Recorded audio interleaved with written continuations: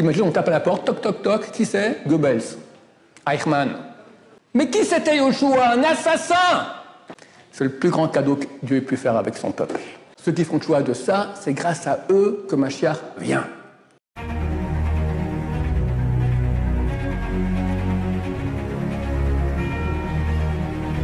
Ce jour dédié pour la Refoua Shema de Claire Martine Baka, Bat Clémence Malka, Bélar Hachem.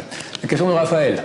Alors aujourd'hui, j'aimerais évoquer le sujet du monde futur, du Olam Haba. Olam Haba. Quoi? Comment c'est ou comment y arriver? Comment y arriver, comment y parvenir. Comment y parvenir? Alors Olam Haba, c'est Hachem. C'est pour ça qu'il n'y a aucune définition de Olam Haba qui soit claire, parce qu'on ne peut pas définir Hachem. On sait que c'est extrêmement bon et que c'est infini. C'est marqué une effluve d'odeur qui sort de Olam Haba, c'est mieux que tous les plaisirs réunis de toute l'humanité pendant toute l'histoire. Tu prends tous les kiffs de quelqu'un dans une vie, combien ça fait? C'est comment on fait quand on fait un shoot, là on se shoot, c'est un flash, d'accord? Tu as un flash comme ça de une personne. Tu prends toute l'humanité pendant toute l'histoire. Tu en flash permanent comme ça. Fantastique. La question plus intéressante et plus dure, c'est comment y arriver. On a expliqué hier que le mot mitzvah, c'était en Atbash le nom de Dieu, Yud Ke Vav Ke. Donc la clé pour arriver au Olam Haba, ce sont les mitzvot. Quand tu fais une mitzvah, tu reçois une partie divine qui sera ta réalité dans Olam Haba. Et plus cette réalité divine sera grande, sera propre, sera pure, plus tu auras une qualité différente de Olam Haba. Parce que tu peux arriver au Olam Haba, petit Olam Haba, il est infini, mais il est minuscule, ou il est énorme. Il est infini toujours, mais il peut être très très petit, on veut qu'il soit très très grand. Et les péchés sont des tâches par rapport au Olam Haba. C'est-à-dire que quand on arrive au Olam Haba, puis on veut s'unir avec Dieu, c'est ça le grand kiff, il y a des choses qui empêchent les péchés. Alors Dieu, dans sa grande bonté, nous permet de réparer les péchés. Comment on répare? Il y a toutes sortes de purgatoires. Le pire de tout, c'est revenir ici sur Terre, c'est nous. C'est comme un habit qui est sale, alors on l'envoie, on le met dans la machine à laver. La machine à laver, c'est l'enfer, ça nettoie. Bon. Mais quand l'habit est complètement décousu, déchiré, il faut le renvoyer chez le tailleur pour le refaire. Ça, c'est nous qu'on est revenus ici sur Terre. On est les recalés de recalés de recalés. Baruch Hashem. Mais on verra Mashiach. On a un grand mérite aussi, énorme, que les autres n'ont pas eu. Ça, ce sont les tâches. Les tâches, c'est les péchés qu'on fait. Alors on peut réparer les tâches par la tchouva. C'est un des grands cadeaux qu'Hachem nous a fait, que lorsque quelqu'un va dire « je regrette ce que j'ai fait » et j'arrête de le faire, ce péché-là, Dieu pardonne le péché. C'est fantastique. Quelqu'un qui a tué, quelqu'un qui a une relation avec une femme interdite, adultère, d'accord, il la rend interdite à son mari. Ok, t'es bien gentil avec ton regret, mais t'as vu un peu ce que tu as fait, c'est fini, c'est mort. Il est écrit que la tchouva, c'est une des choses que Dieu a créées avant que le monde soit créé. Dans le monde, on a le temps, passé, présent, futur. Avant que le monde soit créé, il n'y avait pas le temps. Le temps, c'est une invention. Einstein dit que le temps, il dépend de la matière. Quand tu veux influer sur la matière, tu vas influer sur le temps. D'accord? On sait aujourd'hui qu'il y a dans l'espace plusieurs trous noirs. C'est quoi les trous noirs? Ce sont des planètes qui sont tellement grandes qu'elles attirent vers elles. Vous savez que si je prends maintenant mon mouchoir, je le lâche, il va tomber. Pourquoi? La gravité, ça provient de quoi la gravité? Qu'est-ce qui attire? Pourquoi le mouchoir il tombe? Parce que le poids, c'est par avoir la masse de la Terre qui est le corps. Très bien. On a une des 4 lois de base de la physique, est la gravité. Qu'une masse attire. Une fois, je parlais à un copain qui est astrophysicien, mais le mouchoir aussi, il attire la Terre. Mais pas beaucoup. D'accord? Parce que la masse du mouchoir par rapport à la Terre, c'est rien du tout. Donc on ne peut pas le calculer, c'est rien. Mais chaque masse attire. Maintenant, plus la masse elle est grosse, plus elle attire. Sur le Soleil, d'accord, on pèse, je sais pas, 20 fois plus, d'accord, 30 fois plus. Une femme qui est grosse, elle doit aller se peser sur la Lune. Là-bas, elle est super légère. Vous avez vu les astronautes, comment ils sautent comme ça? Parce que la Lune est plus petite, donc elle attire moins. Dans les trous noirs, il y a des astres qui sont tellement grands, qu'ils attirent très fort même les particules de lumière. Les particules de lumière, parce que ces astres, donc c'est un soleil incandescent, donc ça brille. Mais la force de gravité est plus forte que la force d'échappement des particules de lumière, des photons, et donc quand on regarde, c'est tout noir. C'est mon copain physicien qui m'a raconté ça, il m'a dit, on pense, d'après les calculs, que dans ces astres, le temps s'arrête. Ne me demande pas ce que ça veut dire, je ne comprends pas. C'est quoi le temps s'arrête? Mais c'est ce qu'a dit Einstein, que le temps et la matière sont liés. On sait que si, c'était un exemple qu'avait donné un élève de Einstein, l'ange humain, il avait dit que si on prend deux frères jumeaux, aujourd'hui ils ont 20 ans, un reste sur Terre, l'autre il part en voyage dans une navette spatiale qui va dans 24 heures dans l'espace, à une rapidité extrêmement grande, voisinant celle de la lumière. Lorsqu'elle revient après 24 heures sur Terre, le frère jumeau qui est dans la navette spatiale, il regarde sur sa montre, il a 24 heures sont passées, donc il a 20 ans et un jour. En attendant, sur Terre sont passés 1000 ans.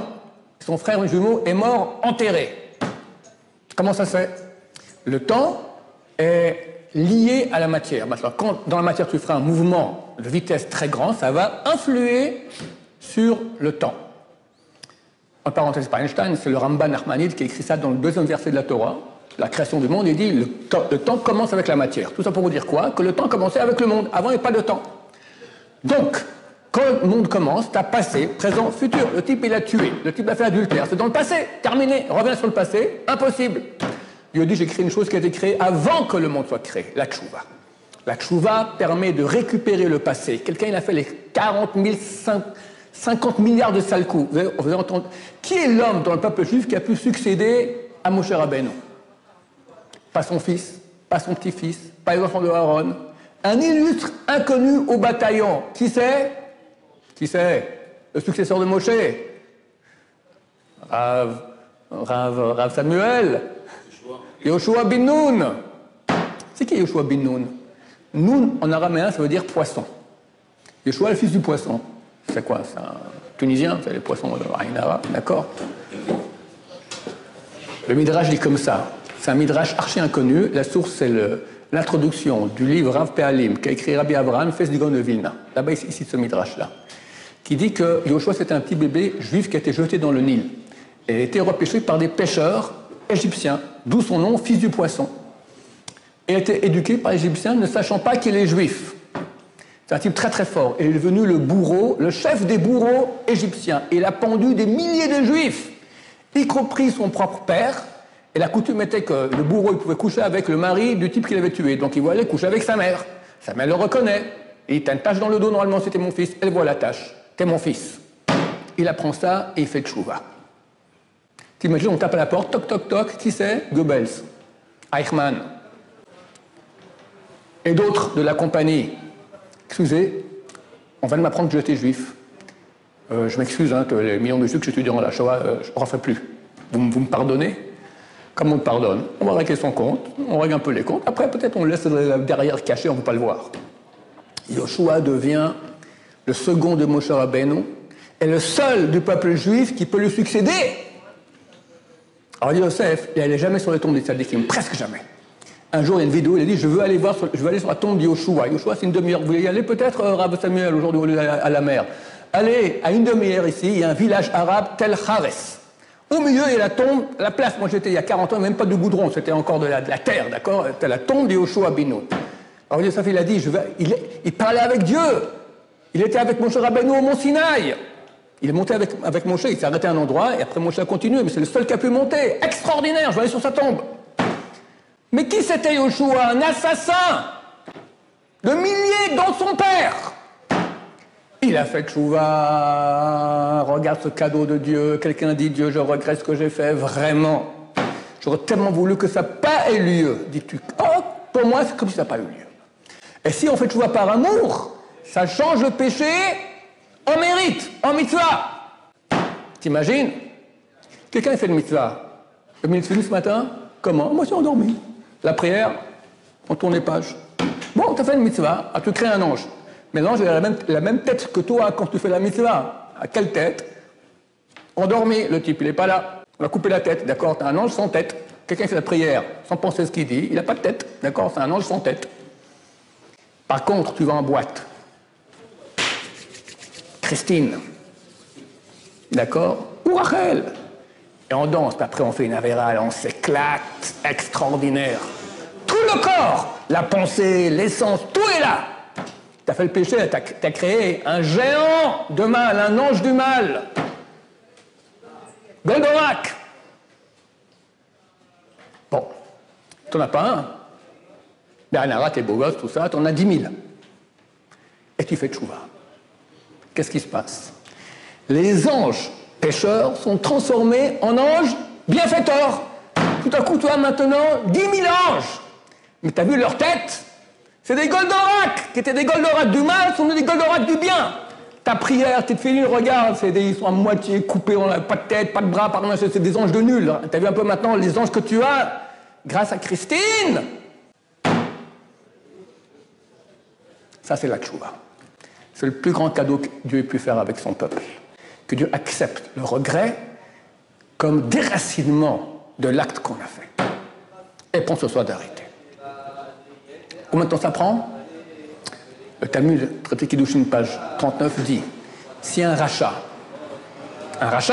une ordure, et dit une femme, tu m'es marié, je te donne cette bague, tu m'es sanctifié par cette bague, à condition que je sois un tzaddik parfait. Il lui met la bague. Marié ou pas?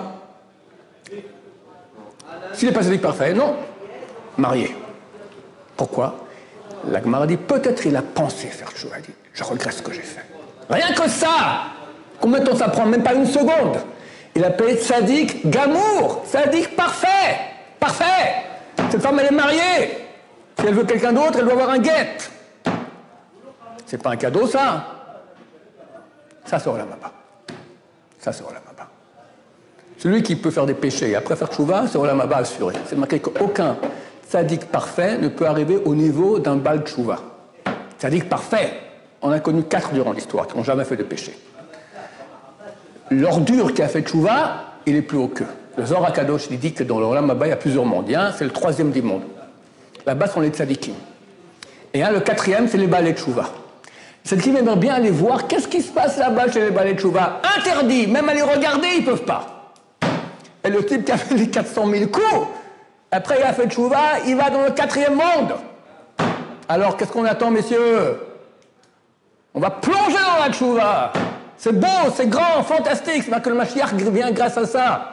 Tous les matins, vous dites dans la prière, si vous le dites, où va le Tzion Goël, et vient à Sion le Rédempteur. Ou le Shavet Fesha Yaakov, à ceux qui reviennent du péché dans Yaakov. C'est quoi Fesha? Péché. Péché vient du mot hébreu Pesha. Il y a 3 niveaux de gravité dans le péché. Yachet, c'est fait involontaire. Tu as Avon, quand c'est volontaire. Tu sais que c'est interdit, tu fais quand même. Pesha, c'est exprès. Tu as 2 filles. Les 2 sont interdites. Mais tu as la Goya, non, tu vas dire, tu as la femme mariée, la femme non mariée. Tu prends exprès la mariée. Elles sont les mêmes belles, mais exprès contre. Tu as 2 morceaux de viande, un kasher, un taref. Même prix, même goût. Je prends exprès le taref pour embêter. Ceux qui font le choix de ça, c'est grâce à eux que Mashiach vient. Comme c'est écrit dans Bereshit. Bereshit, première c'est la Torah. Au début du création de la terre, et l'Esprit de Dieu planait sur la surface des eaux. Le Midrash dit, c'est quoi l'Esprit de Dieu? Le nom du Mashiach, qui planait sur la surface des eaux, des larmes du peuple Israël qui font tchouva. C'est quand ça, messieurs? C'est aujourd'hui. On a parlé hier des millions de gens qui font tchouva, c'est aujourd'hui.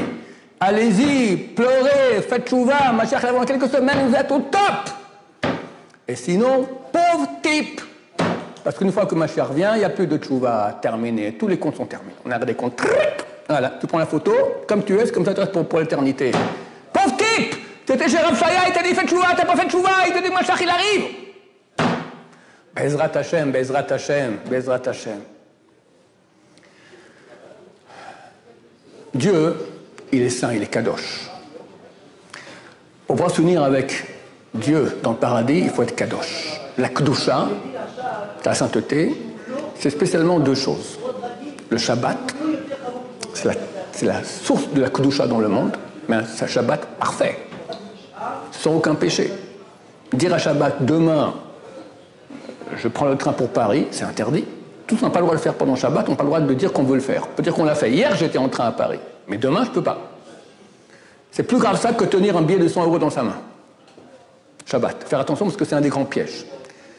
Et, hélas, chers amis, les filles, qu'est-ce qu'on peut faire avec les filles? Réponse, rien. Niet. Wallo. Nichts. Kein. Fini. Shum davar. Ce rabbin, c'est quoi? La Goya ou la juive? C'est ce que je te dise. La Goya, le Zohar, il dit, mais c'est des malédictions terribles. Abraham Avinu se trouve à l'entrée de l'enfer. Chaque juif qui va descendre, il voit la Brit Mila, tac, il attrape. Parce que c'est lui qui a fait la Brit Mila. À part quelqu'un qui a descendu avec une Goya et qui n'a pas fait de chouva. Il a la valeur en enfer, descend, pauvre type. Bon, alors la juive, non. Parce que d'après le sens simple, la juive, c'est carette. Retranchement de l'âme. La Goya, c'est pas carette. Bon, alors tout seul. Ah oui, c'est moins grave. Mais Shulchan Aruch, chapitre 23 de Even Hazer, dit tout seul, c'est le pire des péchés de toute la Torah. Alors je fais quoi? Désolé, mon cher ami, que je te dise. Entre nous, c'est mieux tout seul qu'avec une femme. Mais c'est très grave aussi. Marie-toi. Marie-toi. Tu te maries avec ta femme, voilà, c'est permis. Tout est permis. Presque tout est permis. Avant, c'est la Kedusha. C'est pour ça que c'est très, très, très, très dur. Et aujourd'hui, qu'on est avant que Mashiach vienne, le Yetzer Hara, c'est la pire époque de l'histoire. Vous savez tous pourquoi est-ce qu'on mange la matzah à Pessah? On n'a pas eu le temps de laisser la pâte fermenter, se lever. Pourquoi? Attends encore un peu. Combien ça prend? 12 minutes? 18 minutes? Attends, et après mange un bon pain. Il ne fallait pas qu'on reste une seconde de plus en Égypte. Pourquoi? Parce que si on restait encore en Égypte, encore un tout petit peu, on rentrait dans le 50e portail d'impureté. Et là, c'était qu'on ne peut plus jamais en sortir. On est descendu qu'à 49, il y en a 50, 49. Quand on allait rentrer dans 50, on a dit « Ah, halte! Tout le monde dehors! Sinon, cuit !» Pendant 49 jours, on s'est purifié. On est arrivé au 49e portail de pureté, par rapport à ce qu'on compte les 49 jours du Homer, et Shavuot, on reçoit la Torah. Mais, on est arrivé qu'au 49e portail de pureté. Il y en a 50. On veut le 50e. Mon cher ami, pour arriver au 50e en pureté, il faut descendre le 50e de l'impureté et sortir de là-bas. Mais si on va là-bas, on est cuit, on ne ressort plus. Ça, c'était les Juifs avant la sortie d'Égypte. Ils n'avaient pas encore la Torah. Ils seraient attendu le 50e, c'était mort. Maintenant que tu as la Torah, tu peux arriver, tu dois arriver dans le 50e et de là sortir, arriver au 50e de pureté. C'est quand le 50e portail d'impureté? C'est aujourd'hui, messieurs, Internet, les boîtes, les filles. Tout le Sahara, il ne s'est pas défoulé aujourd'hui, soit adorateur de Bouddha ou du crucifié, ou fait des fêtes de manger de porc. Ouais, on s'en fout, ces trucs-là. Les filles, le monde vit sur ça. 1,5 milliard de connexions quotidiennes de porno sur Internet. 1,5 milliard.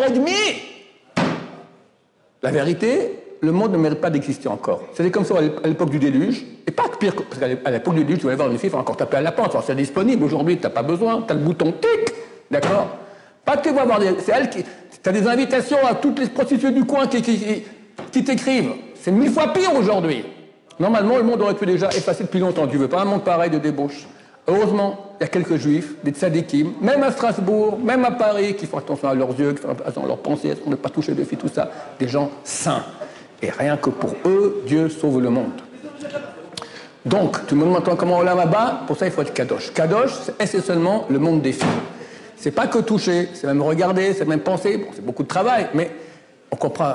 On peut pas devenir Baba Salé du jour au lendemain. Mais commencer à travailler. Tu fais un peu moins. Une fois que tu te retiens, ça vaut des millions de milliards. À la même page, dans le traité Kiddushin 39, qui raconte que le tzaddik, le type l'a donné la bague à condition qu'il soit le tzaddik Gamour, là-bas c'est écrit, celui qui se retient d'un péché sexuel, il a un mérite plus grand que toutes les mitzvot de la Torah. Il n'a pas fait de mitzvah, il s'est retenu de faire le péché avec une femme. Il a un mérite plus grand que toutes les mitzvot de la Torah. Alors, c'est mieux d'être né à Strasbourg ou à Mecharim? Hein? Strasbourg! Mais non, parce que le type à Mecharim se retient avec des filles. Ou des filles à Mecharim.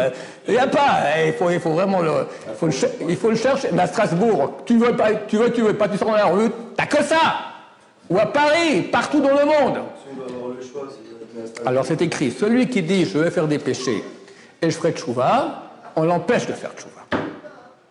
Mais s'il n'a rien dit, il est né à Strasbourg, misken, d'accord? Dieu a dit, mon cher ami, toi tu vas être à Strasbourg, en France, au XXIe siècle, avec Internet, et tu auras des tentations énormes, et tu vas te retenir. Ça c'est un cadeau, parce que c'est dur, mais celui qui se retient même une fois, énorme. Plusieurs fois, il devient kadosh. C'est les zéros du peuple juif. Mashiach, il arrive, il est aux premières loges, assis à la table du Mashiach. Assis à la table du Mashiach. Vous comprenez l'enjeu? Qui s'habille avec les plus belles filles du monde. Ça vaut la peine, si je fais pécher ce bon juif, là, il va tout rater. Et vous savez comme moi à quel point c'est dur cette épreuve. Allez-y, vous êtes les zéros du peuple juif, pas les zéros, les héros, avec un H. Vous êtes peut-être les zéros, mais vous allez passer de zéro à héros, Bezrat Hashem. Fini. On met des filtres sur les portables, on devient kadosh. Tu pourras pas arriver si tu peux le jour au lendemain, fantastique. Mais c'est dur, mais commence un peu. Au moins tu montes à Dieu que tu fais des efforts. T'es en montée, Dieu voit, ok, très bien. Et entre nous, chers amis, il y a un impact pour toute la vie après. Parce que les péchés qui font payer le plus dur toutes les souffrances, peut-être 99% des souffrances qu'il y a dans le monde, c'est à cause des péchés sexuels. Donc il y a des factures pour tout. Tu vois combien de couples qui ne tiennent pas aujourd'hui, il n'y a que ça. De quoi ça vient? Les bêtises de la jeunesse, très souvent. Et la bracha, et la pauvreté, machin, tout ça. Baruch Adonai, l'olam, amen va amen.